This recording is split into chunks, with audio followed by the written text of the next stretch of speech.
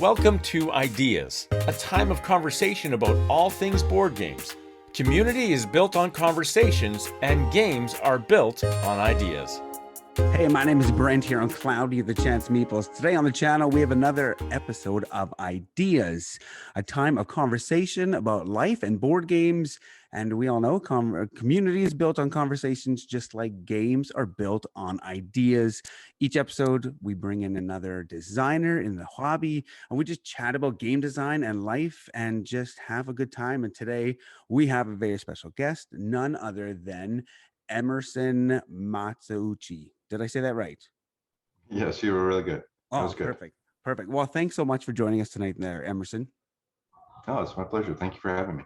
Sweet. Well, every time I have one of these, this is episode 3, but I love to find out about kind of the backstory of designers' journey into the hobby, into the board gaming hobby. So what exactly got you into this wonderful hobby that we share?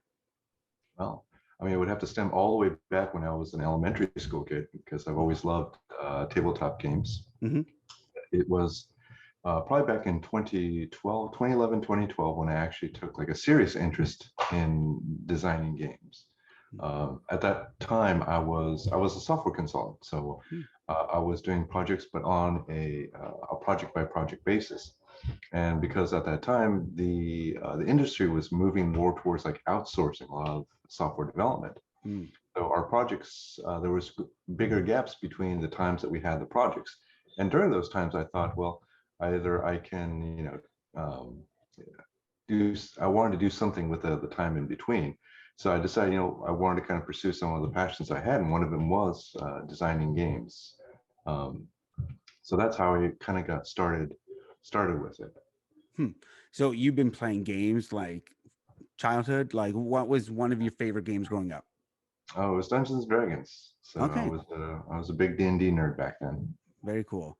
So what would you say now would be one of your favorite games?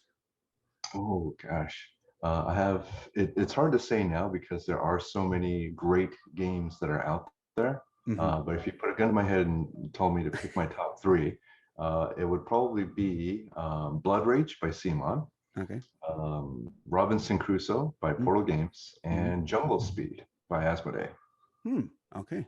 Very cool. Very cool. So as a designer, Mhm. I I drum, and so I have inspirations when it comes to drumming. Would you, as a game designer, who inspires you, or like maybe I should say, like, who would be some of your favorite designers of their work that you love to play? Oh, I mean, like the games that I had mentioned, like Eric Lang is a huge influence. Hmm. I really like his design style, the way the a lot of the experiences that he evokes through his designs. I'm a big fan of those. Hmm. Ignacy Trzewiczek is also another designer that I admire. But I can list a lot of designers: Vlaada Chvátil, Uwe Rosenberg, Stefan Feld, Reiner Knizia. Even a lot of Right. my early games were Reiner Knizia's. Those are the ones that my family absolutely loved. Hmm. So before I decided to delve into designing games, most of my games on my shelf, or a good half of them, were from Reiner Knizia himself. So, Right. He's but there's a lot of designers that I absolutely admire. very, that's fantastic. And so, you talk about you designing games, and of course, you have, behind me, I have the Century, a trilogy, and of course, Spector Ops. And right now, the big one of the year, lots and lots of people are talking about it in 2022, and this is being recorded, is a little game, or maybe not so little, Foundations of Rome. Yeah, Um, when you say big game, you mean that literally, right? yes, I do mean that literally. I can see it on in your little cubicle, Yeah, or the it little. takes the whole shelf by itself. Is it out of the shelf too? Like it's not even flush, like it's over the edge? Actually, no, I actually have another game behind it. Okay. So it was the only way I was able to get all of my games in those three shelves. I'll probably need to install another shelf fairly soon. Right, right, right. So I want to talk about that a little bit. Well, I want to talk about Century as well. But for Foundations of Rome, when did you start Foundations of Rome? Like when did this idea of the game come to you, or when did you start designing the game? Oh, okay. So this one actually has a very interesting history, and I Mm. hope it's okay if I uh, uh, give you kind of like a long-winded explanation of it. I want to hear it. I'm Okay. fascinated by game design. Okay. So this was I can't remember the exact year, maybe like 2014, perhaps Okay. 2015. Around that time, I was actually approached by Tom Vassell from the Dice Tower, Okay. and he asked me if I would be interested in helping a company develop a game that they thought had a really interesting premise. And that premise was building a space station. Mm, But he also mentioned that the duo of designers that were working on it, they were struggling with some of the mechanics and balancing, basically doing some of the math behind it to understand like how to balance the game. right. So he asked me if I would be interested in helping develop this game. So I did work with a publisher to help develop this game. And they wanted it to be, they wanted to introduce some like, very appealing Euro game style mechanics, a little bit of set collection, Mm, maybe some action selection and things like that. They said that one of the problems the game had was that it would kind of snowball. mm, Uh, but I also took the opportunity to just kind of inject some like interesting mechanics in there as well. And then partway through the project, the original designers requested to have the design reverted back to them.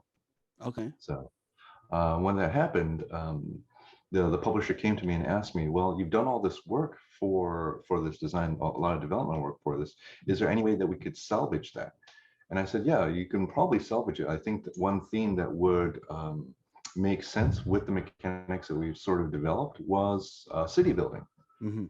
So they gave me sort of like the specifications of what weight that they wanted, because it wasn't fully developed out, so the work wasn't completed, but there was a significant amount of work had been done. So they asked, can we turn this into a product? Can we make this a family weight product? And they gave me certain expectations of the design. So for instance, it had to be family weight. It's ideally it would be very gateway, Hmm. very approachable in terms of its mechanics, but have some level of expandability, Right. which is what we were working on with the original design. And so I went back to the drawing board and sort of used the development that we did as a foundation, no pun intended, to build the design until I came up with a design that I was really happy with and also meet their specifications. And I had iterated, I went down several different pathways for the core mechanics because we kind of stripped out the core mechanic. And so Right. now I was kind of replacing that core mechanic. And so, I started with a city building prototype that had just square tiles on a grid. Okay. Then I had a version which was just card based. I had one with like stacking tiles and then so forth. So I Hmm. was trying out different core mechanics, and each one, just out of my laziness, I labeled my prototype City 1, City 2, City 3, until I finally came up to City 7. So we were trying out 7 different like core mechanics Wow. until I finally got to City 7, which is what I actually had submitted as my prototype Right. for the for what foundations would become. So internally, it was named City 7 for quite a long time. That was like the project name was City 7 for Citizen. quite a Okay. long time until we went through and decided what type of a theme do we want and what would be the title of the game. Hmm. Did you So pick the title Foundations of Rome, or was that? I have some. Well, we what I liked about working with Arcane Wonders was they were very interactive when it comes to working with the publishers. Okay. So we had actually had discussions and we were bouncing different ideas. So I think Foundations might have been one of my contributions, but Hmm. Rome was actually one of their contributions. Is that they wanted it to be quite extravagant, and they said, hey, why don't we make it about Rome? Hmm. So, So and it was very collaborative back and forth exchanges. okay. So back in the day, like I know a lot of stuff is done on tabletop simulator and like digitally playtesting. Was Foundations built on kind of like digital implement like digital versions, or are you cutting out making prototypes and you're just sitting there, with game groups playing these prototypes? No, this was physical because I believe that it was around, gosh, 2017, Okay. 2017, around then, I believe, is when I had shown them the prototype. I submitted a physical prototype to them. Okay. And they just said, this is going to be good. And that Yeah, started they the had to, whole well, thing. they had to test it internally, and, they had to evaluate it among their group as well. But, they came back and they said that they were very happy with the design. Hmm. As many people are, and it's in the second printing, and there's more content. So is this content, um, did you have this content already like prototyped out and they cut it during, the first That's, aspect of it, that's or a you've been working on it since? that's a really, really good question. The core game of Foundations, with some of the monuments, Mhm. is what I had submitted. So it was the base game with monuments and some objectives. So I Okay. think those modules were included with with my original submission of City 7. And so basically it was a core with 2 modules included. Okay. Um, During the course of developing it and doing the artwork for it, then we were starting to develop some of the other things that we could add, because this was intended to go up on Kickstarter, and we wanted to have some stretch goals that could Hmm. be could be part of that campaign. Right.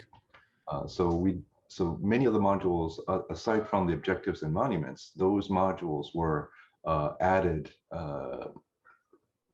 prior to the Kickstarter, but for it was for the sake of the Kickstarter, I should say. Right. So at what point did you find out that they were going to make this massive box with like detailed miniature buildings, like everything? Like at what point did you realize, man, this thing is going to be like a family heirloom? Oh, this was I would think this was about 6 months before the Kickstarter, Okay. when they had shown me a mock-up of what they were intending. So prior to that, I would get images of the miniatures. Hmm.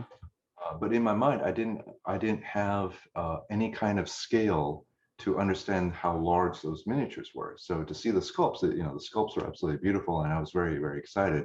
Hmm.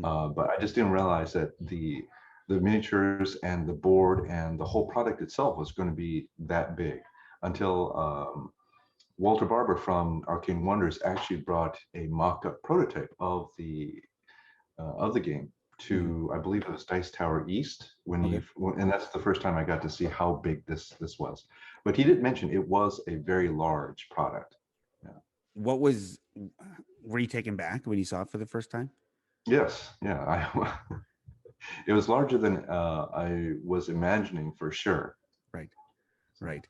And so, like I said, the Kickstarter just wrapped up, second printing, another expansion. Are you continuing working in the world of Foundations of Rome? And if you can't say, I respect that and I understand that, but are you continuing down the path to Rome in this sense? Okay, so I believe that Rome is pretty much done. Okay. But I would like to say that Foundations is not done yet. So I think we're going to continue putting out products for Foundations, Okay. but I believe Rome is going to be complete in that whatever you get from Kickstarter, that will no longer be available after the second Kickstarter. Okay. That's my understanding. Very cool. Very cool. So let's switch gears to, completing that, to another big undertaking that you've taken a number of years ago, and that is the Century trilogy. And I want to dive into this a little bit because this just absolutely fascinates me. As you can see, I got them behind me. I got all the playmats on top of my shelf. And from the first time I ever played Century, well, I have the Golem edition. It was just so, you hear this word thrown out all the time, but it was so elegant, that it was so tight, that just everything. I want to commend you on, just a fantastic game. But Thank you. when you designed the first one, did you know it was going to be a trilogy? And then B, how did you go about doing the design, in the sense of like, did you work on them separately, or did you work on like 3 games in one, and you were going to condense them down as you went. How exactly did that work? That's a really interesting question. So I'll answer part A, which Okay. was, did I have them in mind Hmm. when I designed the first one? And the answer is no, Mm. actually. So when I had pitched the first game, it was just that one game. And in my Okay. mind, it was just a standalone game. Yeah. Um, it was only when uh, Plan B got the rights to the game and they were going to publish it, they had actually asked me, can we make this into a trilogy of games? Hmm. I do have a funny story around that too, where when they came to me and says, "Hey, can you make this into a trilogy of games?" I said that, yeah, I think that we can probably make it a trilogy of games. Let me think on it. Um, and they had announced that it was going to be a trilogy, but I didn't actually have the games designed yet. Wow. So the announcement of the Pressure. games came before, yeah, before the games were actually designed. So I had some thoughts around it. So it wasn't, I wasn't starting with a blank canvas, Hmm. but they definitely weren't in their. We didn't see what their final states was going to be before the announcement was made. Wow. So so you made the first one. How was that? Like, how challenging was that? I should ask. Kind of, or I should say, let me back this up. Sorry. You were going to make a trilogy game. At that point, did they say, and you need to make sure that they all interconnect? Was that part of the plan originally when they told you it was going to be a trilogy? So this is also another funny story too, is that the company I was working with, they're a Canadian-based company, and there's some terms that were used that I wasn't as familiar with. Okay. They used the term mixable game. And Okay. so I've never heard that term before. Like, oh, you want a trilogy of mixable games.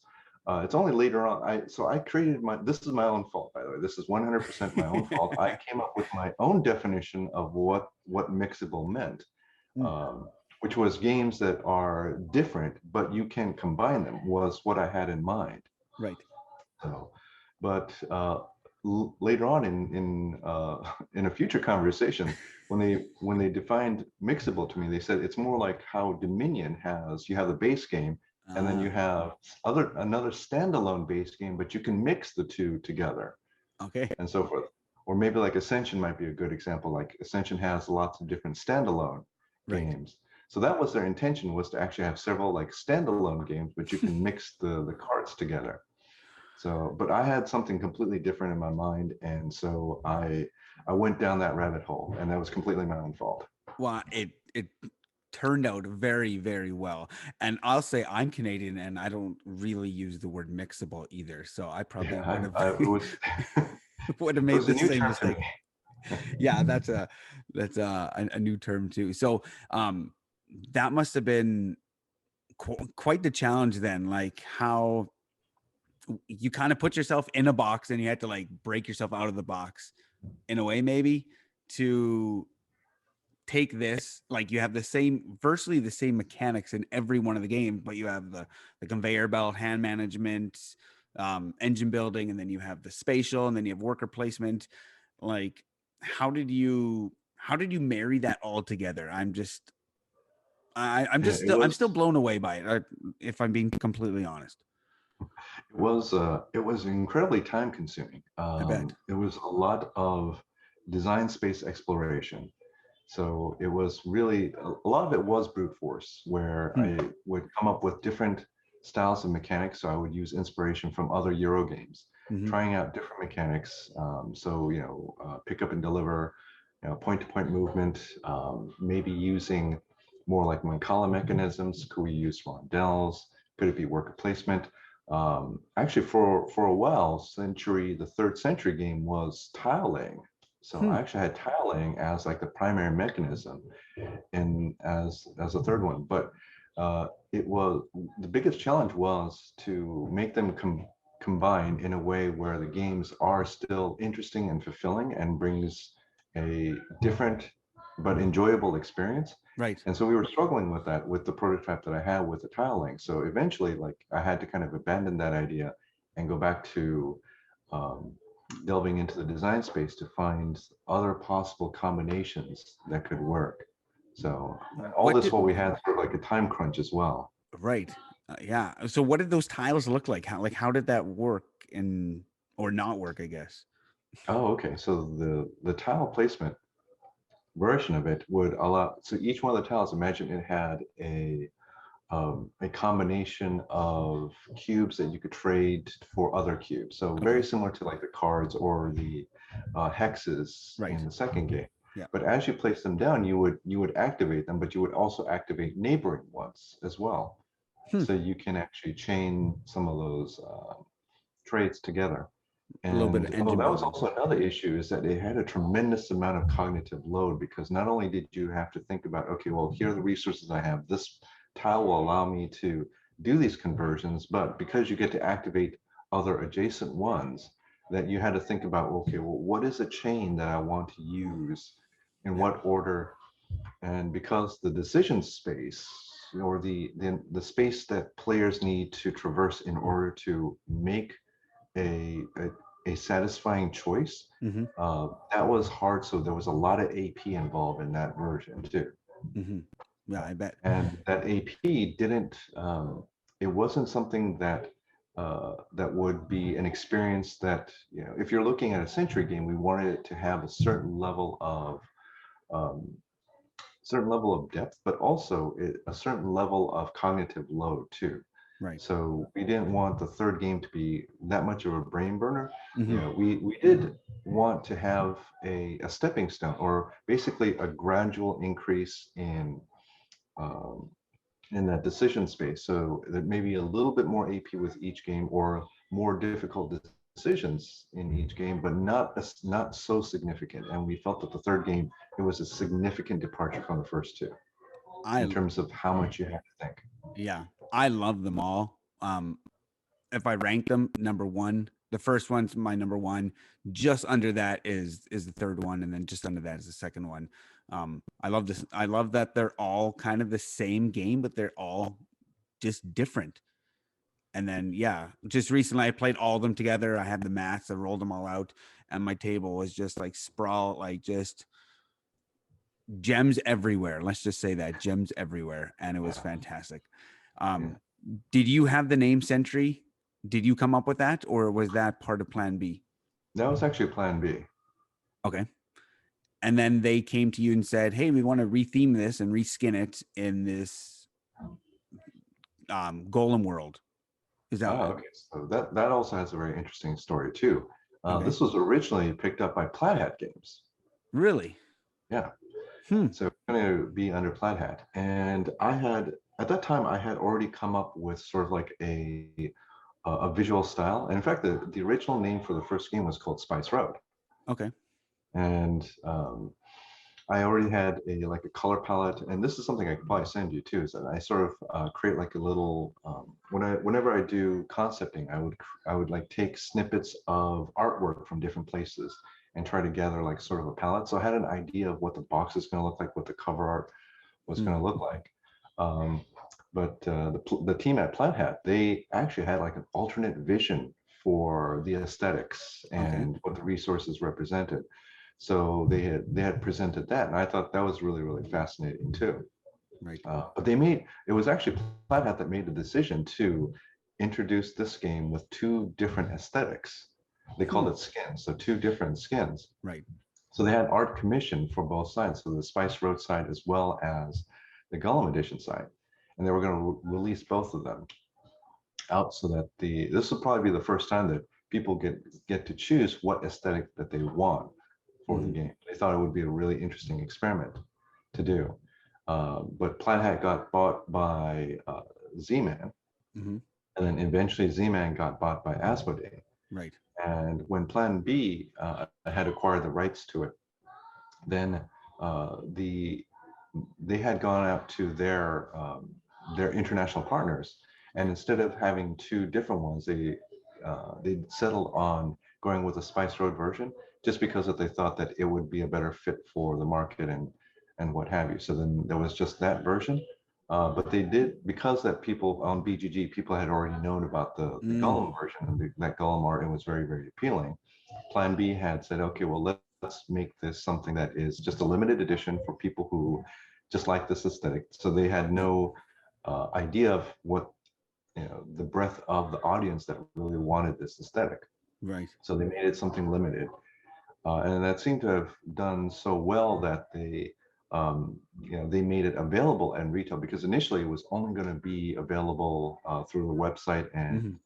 Gen Con for a limit, and it was supposed to be a limited run. Wow. Eventually, I believe that the retailers really wanted to get their hands on it, so they made the decision to make it available at retail. And primarily because the artwork had already been done for this, so they wouldn't have any expenditures on the art assets. Right. And later on, it seems that there was enough appeal for this Gollum aesthetic that they made the decision. And this wasn't something that was like a conspiracy or they had planned this all along. No, they were reacting to how the market was consuming the products. So they're just looking at the data and seeing how much of this product that they're selling. So at some point, it made good financial sense to create the other two games with the Right. Gollum aesthetic. Which I'm thankful for. And they've gone even further. Of course, it's not your game, but then they did Exactly. Equinox, right? And then they Yes. have the Equinox in the Exactly. Golden World. So Yeah, they really underestimated the appeal of this aesthetic and this art style and just the world building. right. So yeah, they're including it in their other product line, which I'm really happy about. Yeah, it looks fantastic. Going back to when I asked about Foundations of Rome, and then like with the expansions, I want to talk about promos. I just heard from a designer recently. He was at Gen Con and he saw and he picked up actually a couple promo cards for a couple of his games that he designed that he didn't even know existed. So my question to you is, I have them, the couple promo cards for the Century, the first one, let you do a couple extra actions and whatnot. Were those in the original design and again they took them out, or was that an aftermath or an afterthought to just bring more buzz to the Century Yeah, game? so that wasn't actually taken out from the original game. Those they've actually came to me and requested that I come up with some promo cards and the promo card should have some kind of a cool twist or a mechanical addition to it, not just more of the same. Right. So they did So come to me for that. okay, so then you just kind of then have to go back to the drawing board and start making like new prototypes to make sure that they're balanced and they're not overpowered. Correct. Okay. So do Yeah. you have a pretty big Although I do, go ahead? Oh, I was going to say, although most of the balancing is done through a spreadsheet. Is that how you kind of, it's just like, obviously you play the game and then you just put every statistics in and then it's just like all mathematics after that?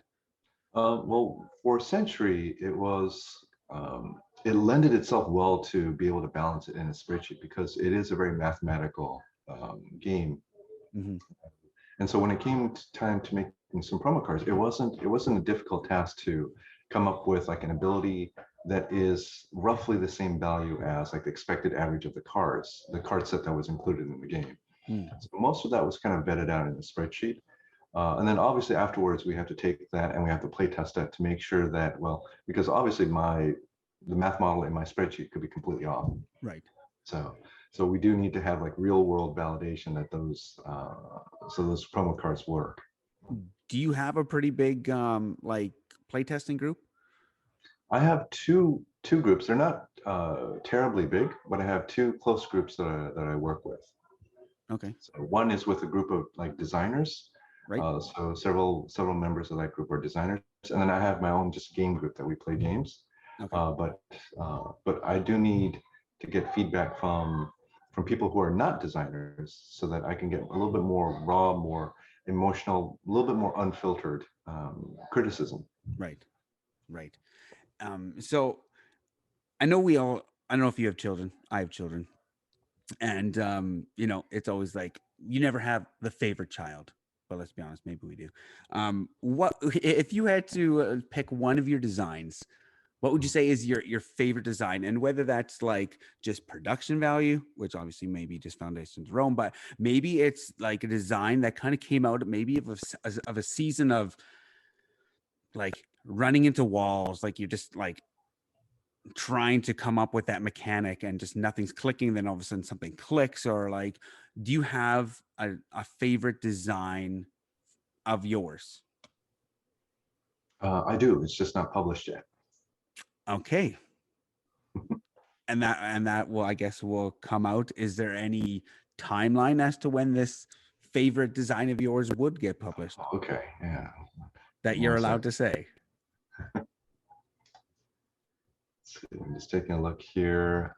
Currently, just because of the way the situation has been recently, I think it's 2024 or 2025, unfortunately. Wow, that is It's been pushed pretty far back.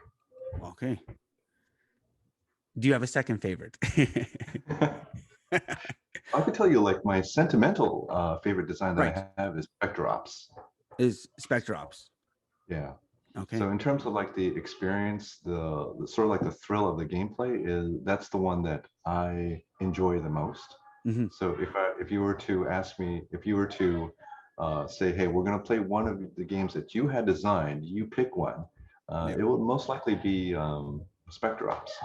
Very cool. I will be totally honest. I've never played Spector Ops, sorry. I know the game and I know the concept. I just haven't gotten a chance to play. The area where I'm at, it's kind of I'm from a small town. I'll just say that. So the board gaming group community is rather small. Let's just say that. And so I'm hoping one day to get a chance to play Spectre Ops and your favorite game, which will be in a few years' time, apparently. So, Yes. but I just want to thank you as we wrap up here. Thank you for taking the time. Before I let you go, if someone wants to know more about your work, of course, we're talking about Foundations of Rome and the Century, and of course, Spectre Ops. Where can they find more of your work? Oh, okay. I do have to apologize in this area. I am really bad at keeping up with social media. Okay. It is it's something that I'm not very good at being up to date on. But I do have a Twitter account, Okay. so you can look me up at Nazca Games, all one word. Okay. Nazca. And that's probably the best place. Yeah. Okay. Where's the name Nazca from? One final question. Oh, okay. And it's actually a series of like land formations in Peru, which can be seen from very, very high up. So it's always like very, very fascinating. Mhm. When you're on the ground level, it just looks like rocks and things like that. So I was always fascinated how has endured for so long. And so that's sort of like the motto of like my designs is that I would like these designs to endure as well, endure that test of time. That is so deep and so cool all at the same time. That's very cool. So Nazca, Nazca. That's correct. Yes. Okay. So Nazca Games. Perfect. I'll put that information in the description of this video. And once again, Emerson, I just want to thank you so much for taking the time to talk about ideas. And, sometimes those ideas just stay here, and other times they come out in monumental games, much like Foundations of Rome. And so thank you so much for taking the time this evening. Yeah. Thank you for this opportunity. No problem. My pleasure. So if you want to know more about Emerson's stuff, check out his website, Nazca Games. If you want to find out more about Cloudy the Chance of Meeples, we're on Facebook, Cloudy the Chance of Meeples. Till next time, grab your umbrella. The forecast is cloudy with a chance of meeples. Thanks for watching. Don't forget to like and subscribe, and remember to grab your umbrella because the forecast is cloudy with a chance of meeples.